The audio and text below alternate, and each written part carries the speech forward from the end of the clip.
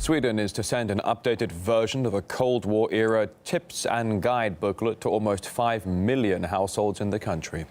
The first edition was published in 1943 with instructions on how to act if Sweden went to war, along with advice on how to survive a nuclear strike.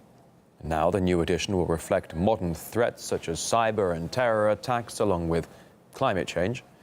We talked to the author of the new version, Christina Andersson, who believes the government hopes to increase the alertness to war and crises.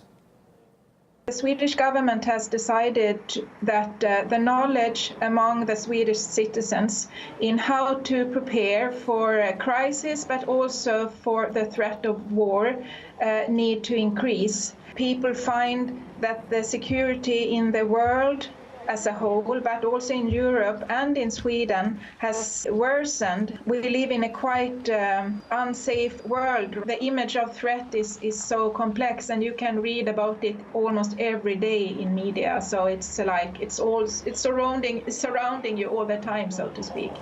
Despite some of the stated issues, the Swedish government is placing Russia at the center of current security concerns.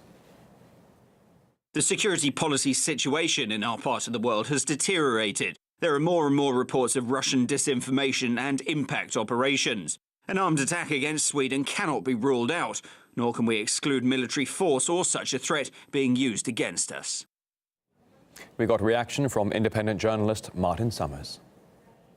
All over the world, we are being fed a diet of fear about foreign countries, immigration, terrorism, and this kind of comments being made in Sweden are part of that general atmosphere of fear. There are powerful forces in the West that want to push Sweden into an anti-Russian stance, and there's powerful forces within Sweden who agree with that on the more conservative side of politics there.